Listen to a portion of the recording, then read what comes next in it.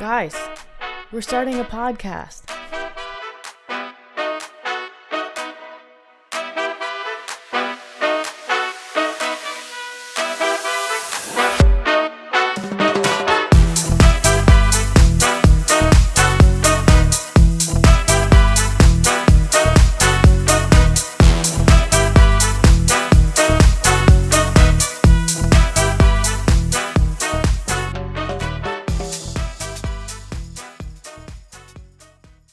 We are starting a podcast called Afternoon Snack.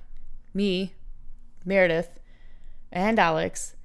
And we're going to talk about really whatever we want. Probably a lot of nutrition, a little bit of CrossFit, a little bit of life, a little bit of cat.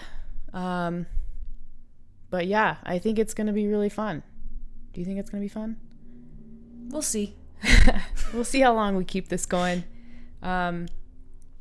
But yeah, so this is the first episode. We are going to give you a little intro on what we're up to, what we've been up to, who we are. Maybe you're listening to this and you have no idea who we are. Why we do what we do. What we do. What do we do? What do we do? A lot of different things. Yeah. So we will get into it. Alex, tell me what we do.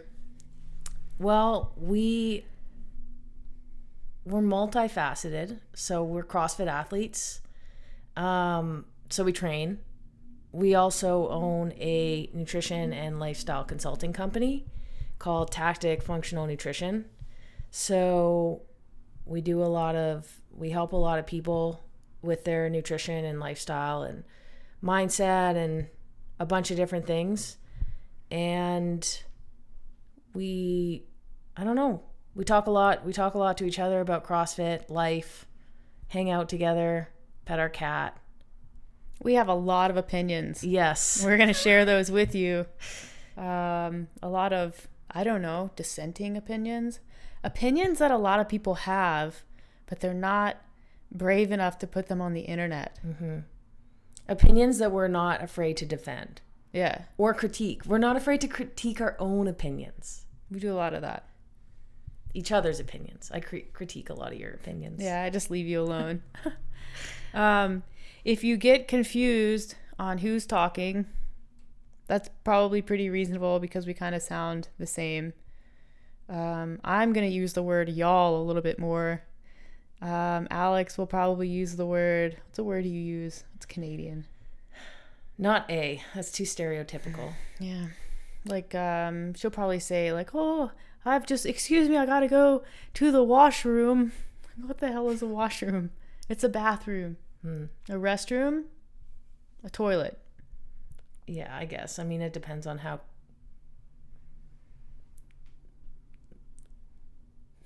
We're off to a good start. Yeah.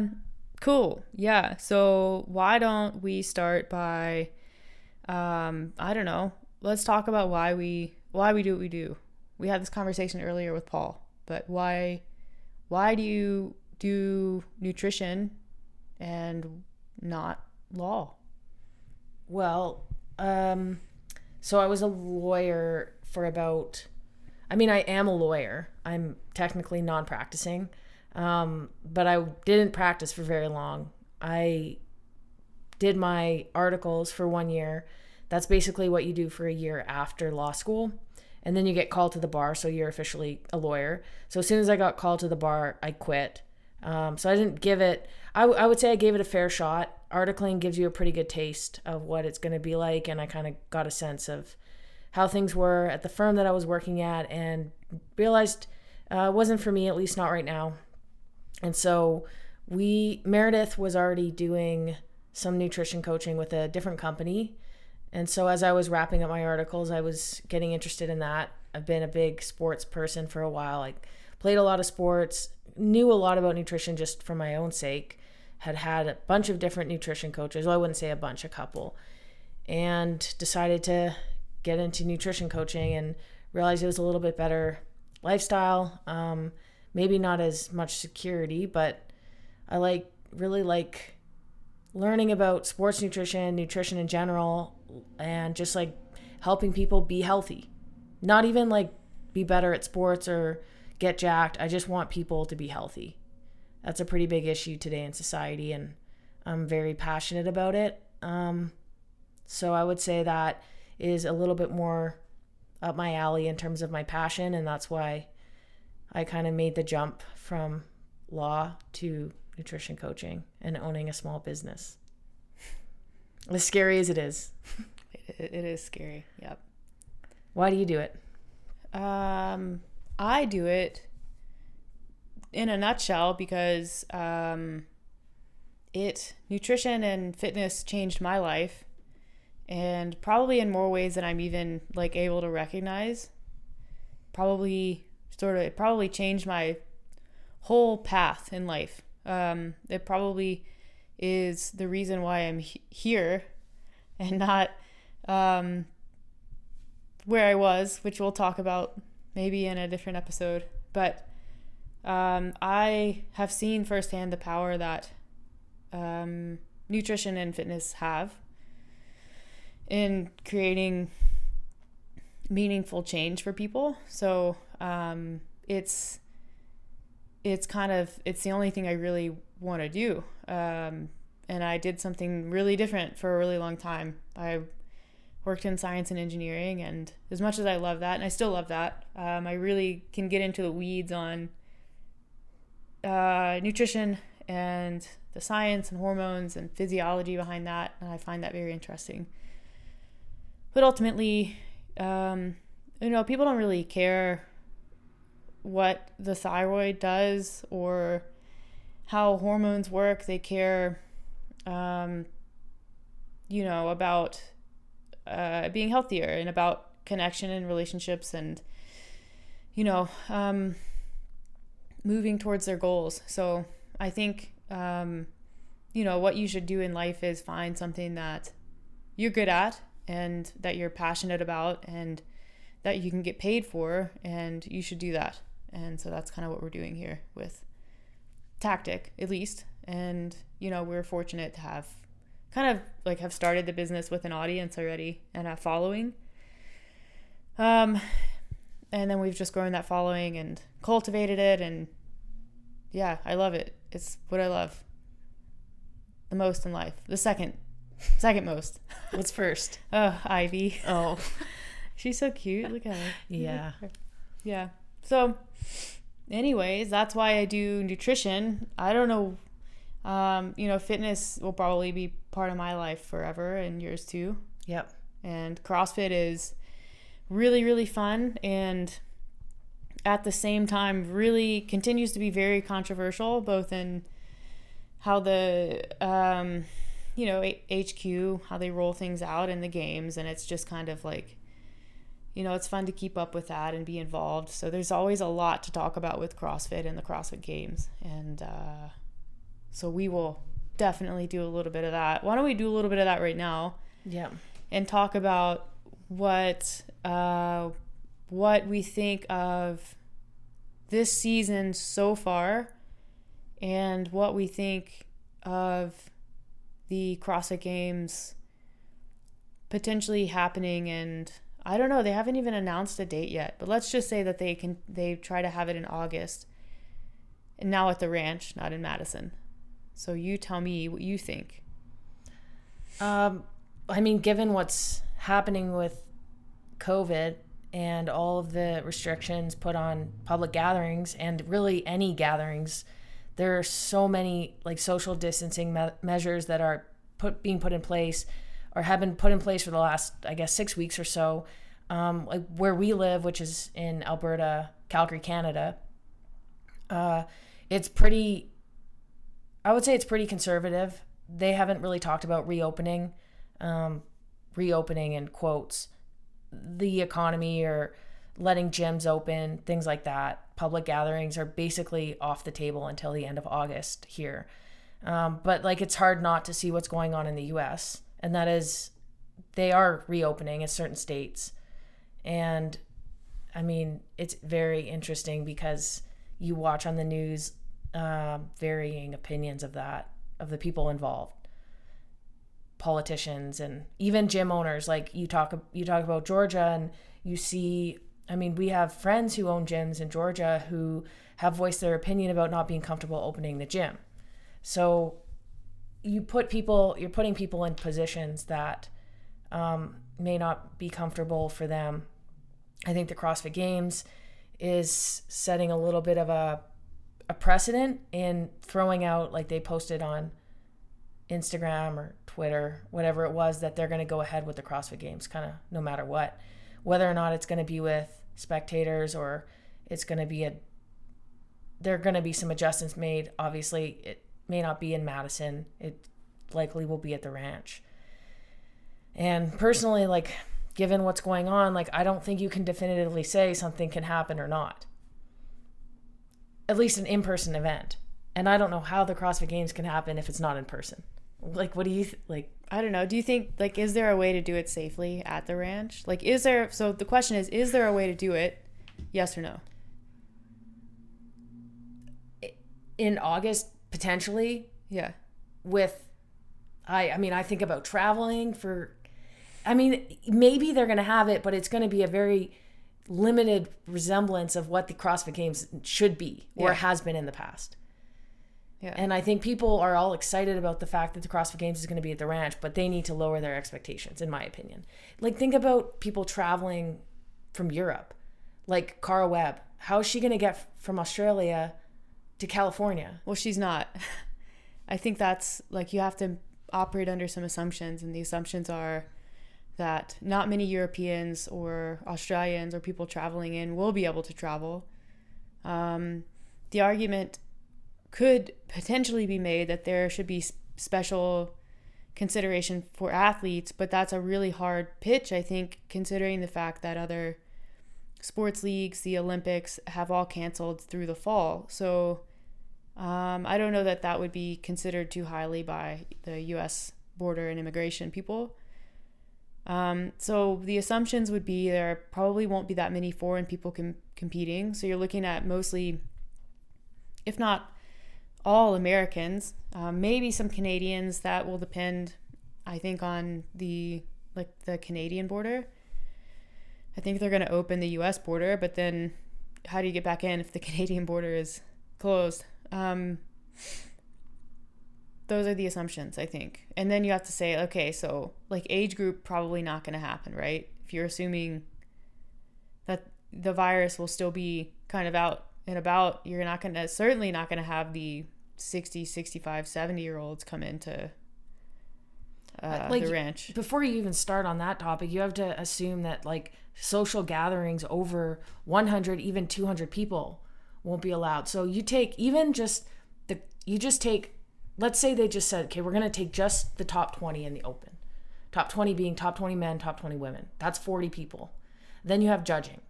So say you have 20 judges. So that's now 60 people. Then you have a few media people, let's say 5. And then you count all the individuals. Dave Castro, maybe a couple demo team members. You have to demo the workouts. You have the head judges who don't judge. That's another 5 people. So you're easily at 100 people. Yeah. So, and that's taking the bare minimum qualifiers. What are you going to do about the people who qualified through Wadapalooza? Yeah. What are you going to do about like teams? They don't even have teams qualified because there were only a few sanctionals. Mm-hmm. So that's off the table. And then there's, the Europeans, like that's going to be an issue. It's going to, I love the games. It's almost like I don't want to see a half-ass games. Yeah, it's kind of gotten to the point where as much of an effort, like how much, I don't know if you can put in enough effort to counteract the stuff that they can't control. And it's the ranch, like it's cool, but you can only polish it up so much. So it's like it's gonna look and feel totally different, and you have to be worried going into 2021 and losing your title sponsor and what this year potentially does to next year, what it means for sanctioned events. Yeah, I think there's a lot of unknowns. Yeah, I guess. I think there might be a way to do it safely. You're trying to have an event in a state that has, to this point, next to New York, had the most had the strictest social distancing. They were actually the first state to shelter in place. They have been ticketing and fining people. I just like California's going to be a really tough sell, I think. They should just move it to Georgia, like just have the games in Atlanta, Savannah. They're open for business if you're going to do it. Like if they have it, they have it. What I don't agree with is, given the fact that there are so many unknowns in terms of the next few months with COVID, with like the states reopening, like Georgia's going to reopen, like then what happens? It's like we have to wait 2 weeks to see if there's another spike. Yeah. So it's like, as an organization, is it a smart idea to state essentially a fact that they will be hosting the CrossFit Games when they only have so much control over it? Yeah. I mean, I don't know. I never like definitives. I really always am a big fan of qualifying language. I think that goes a long way. And, saying this is definitely going to happen kind of opens the door for failure of some kind. But we'll see. So you don't want to be on the demo team this year? I considered it. I thought, well, what if I'm asked? Yeah. I mean, it's really fun to go to the ranch. Yeah. We went last year for demo team and it was a blast. I would love it. It'd be really difficult to turn that opportunity down. Yeah. Then you're having to make a decision based on your principles. Yeah. That's tough. I mean, yeah, it would be the travel that would be the issue, I think. Yeah. But I mean, we'll see what happens. There's just, like I said, just a lot of unknown. Yeah. A lot of unknown. Things have unraveled a lot in the last month. Even here in Canada, where it hasn't been that bad, there's been some things happening, and we're trying to follow it as much as we can, but not too much to get too anxious. What would you say has been the hardest thing so far with physical distancing and lockdown here? I think it's hard to think. We're in a good position. Like, we have a comfortable living environment. We have our family and friends are all safe, and we have a business. We're still working. Our business is remote, so we're not, paying for a building without being able to have people in it, things like that. So I'm grateful. I think the hardest part is just like watching the news, seeing what's happening, and seeing, frankly, the amount of stupidity that I've seen in the world. And I mean, that's on various levels, and that's sad to see. And it's sad to see people sitting there, complaining about small things when maybe they've lost some perspective. The fact that like people are literally like already paycheck to paycheck, don't have enough money, and now they don't have a job and they have a family to feed. And I think there's going to be a lot of problems with that moving forward. And I think that's the hardest part for me. Personally, I'm not struggling a lot with the social distancing. I'm quite introverted, so I'm fine. But thriving. Yeah. I would say I'm enjoying it, but what about you? Oh, I'm enjoying it less. I miss people and being able to go out and go to restaurants and go to the gym, but probably I don't know, it's hard because I'm American, and it's hard watching from a distance what's going on in like my country, where my family and friends, most of my family and friends live, all my family and most of my friends. And on top of that, living in a very conservative state where a lot of these protests and rallies are going on, it's just a little bit worrisome. I don't like watching that. It's sad seeing a lot of the issues that, I guess we've known about in the U.S. for a while, the healthcare system being the big one, and having issues there kind of put on display, like the issues with the private healthcare system and, these hospitals, the for-profit hospitals versus the not-for-profit hospitals, their relationships with different labs, and everyone kind of exists on an island, and then that's made worse by, so now each state kind of is being forced to operate independently and try to find their own supplies, and there's really a lack of federal guidance, and it's kind of a circus. So it's sad. I don't like watching that. As much as I make fun of Americans and like, kind of frankly talk shit about being American, I still am American, and it's like, it's the greatest country in the world, and it's just not. It doesn't look to be right now. So that makes me sad. But yeah, otherwise we're doing well here. We have our home gym, which we're extremely lucky to have. Virtually an entire setup. We can do almost everything except muscle ups and rope climbs and running. And that was kind of a freak thing, right? Like, we didn't have that. We moved into this place and like didn't really have a setup at all, and decided to get we just had a basement, which where the ergs were gonna go. And it was like, oh cool, a basement. Look at all this room for the rowers. And then we the gym we go to in Calgary, Rise, had some extra rubber flooring, and I was like, oh, you'd be kind of cool to put some rubber down, so we have the ergs aren't just like on the concrete, so we get the rubber and put the rubber down, and we're like, oh, cool, that's really neat. Also, who knew rubber was so dang expensive and heavy?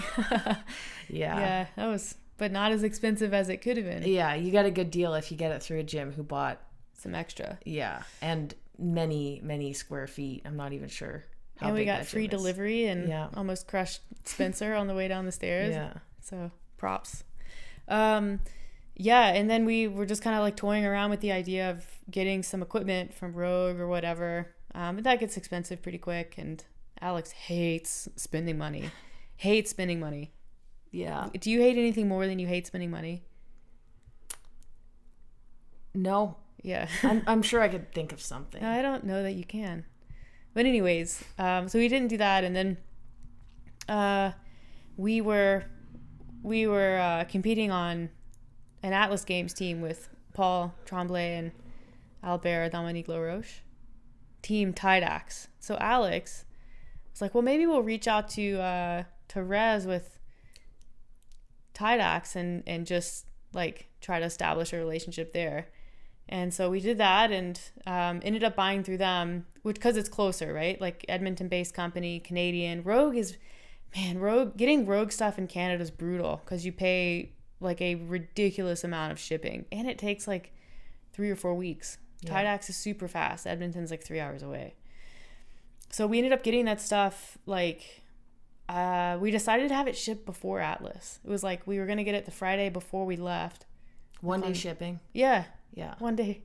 So it shows up. It was kind of a pain, because we're like unpacking it on Friday and then leaving on like Sunday or Monday, I think. But we have a small truck, a Ford Ranger, and we went to go pick up this, like, it was a flat. It was all kind of packed on one of those, like, wooden a pallet. A wooden pallet. Yeah.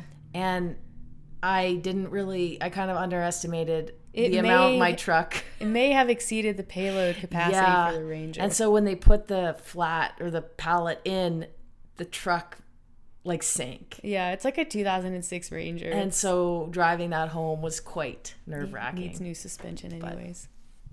So yeah, we got that. It. She did. Reba. We got that, and then all the Atlas Games stuff happened. So the event was canceled, and we kind of scrambled to get back from Montreal. And I think had we not gotten it delivered before, it would have been because that was like, people immediately started buying up fitness equipment. So if we hadn't already bought ours, like, I don't know that we would have been able to get it for a long time. So we basically came home to a fully equipped home gym. We just had to set some things up, like the pull-up bar, and we were good to go. But that was a really happy accident, and definitely glad that we have it. So we're lucky there. We live right by a really cool park that we can go into. I don't know where I was going with that story. I think it was just a story. We have a cat. We have Ivy. She had her spay canceled because it's an elective surgery. So she's now 7 months old, and we're really worried that she's going to go into heat. Every time she acts out, we're like, wait, are you in heat? And apparently, like, a cat in heat is like the worst thing to live with. Like, it's like a nightmare, like a monster. I didn't do the research you did, but all I want to know is Do we need like cat pads? Like, how does that work? No, they don't. You don't need that. Okay. They don't. Just dogs. Yeah, and not even every dog, but some dogs. Yeah, cats just act like real weirdos and try to escape the house and howl and make messes. It's ridiculous. So hopefully, I really hope they reschedule that soon, because she's coming of age. Yeah, it's gonna be her moon time soon.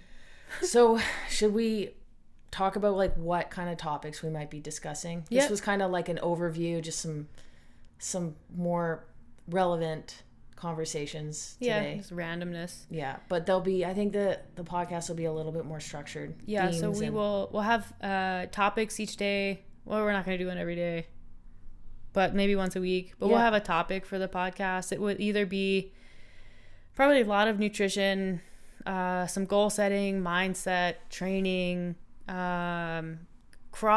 If like something big happens with CrossFit, we'll probably jump on and talk about that.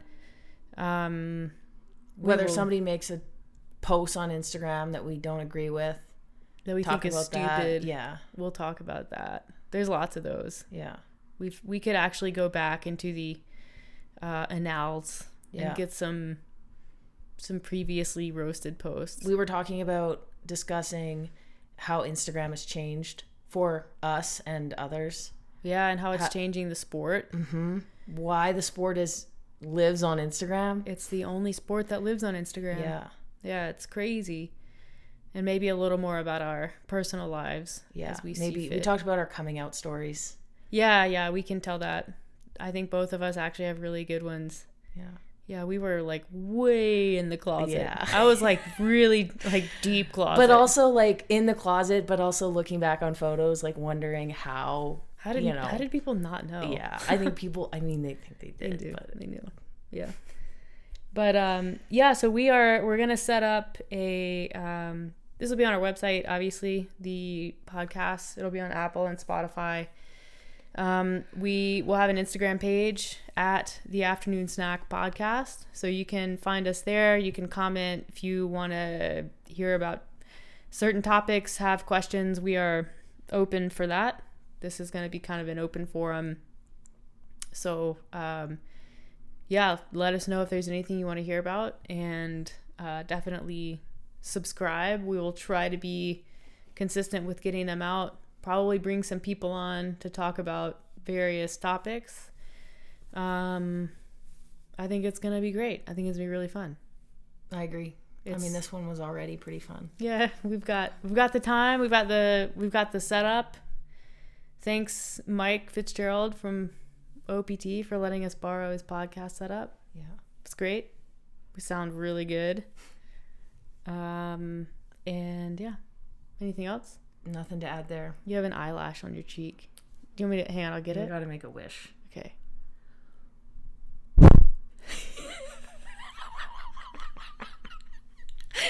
I can't believe you just did that.